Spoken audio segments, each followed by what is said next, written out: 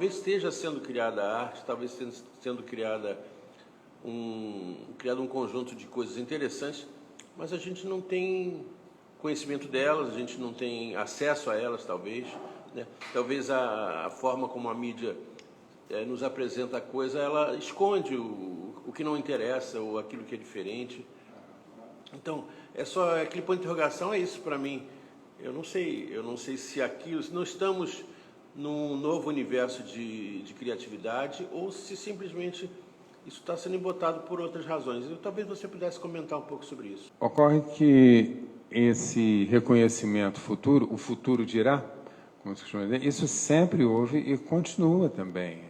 Os juízos podem mudar, mas é muito fácil observar, principalmente com os recursos da tecnologia, de comunicação, as filmagens, a televisão e tudo, nós praticamente acompanhamos tudo que acontece na face da Terra hoje em tempo real, não é? Então, é difícil acontecer uma obra de arte de valor que não tenha oportunidade de divulgação. Talvez Mozart mesmo, não é que ele não tenha sido reconhecido, é que ele não tenha, talvez ele tenha sido vítima da própria fama e da própria demanda que a cultura neoclássica em que ele viveu exigiu dele. Ele foi reconhecido, sim. Beethoven foi reconhecido, sim. Stravinsky foi reconhecido. Dostoiévski foi reconhecido.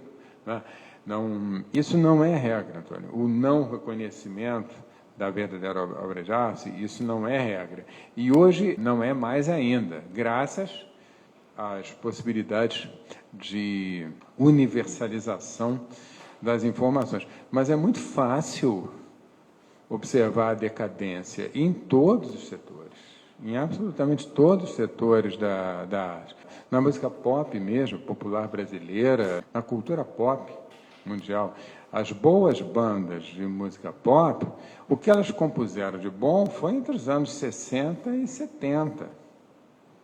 Por aí. A música popular brasileira também. Os Beatles pararam na hora certa.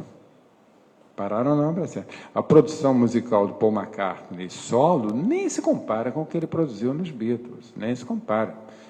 O George Harrison ainda fez algumas músicas de valor sozinho. O John Lennon, algumas, poucas. Os Rolling Stones já deviam ter se aposentado há muitíssimo tempo. Pink Floyd, por exemplo.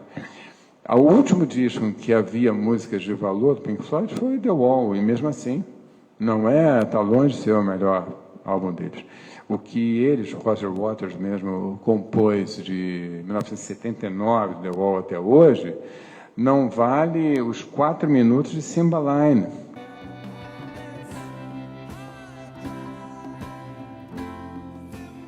É uma música dele de 1969, com uma obra-prima de poesia e de música. Então, em 40 anos, ele não fez nada que valesse os 4 minutos de uma música de 1969. Então, isso é algo que se observa em todas as artes. A decadência é mais do que nítida em todos os fatores. É o caso até de nos perguntarmos até que ponto a tecnologia nos facilita a vida, até que ponto ela dificulta. É uma pergunta difícil.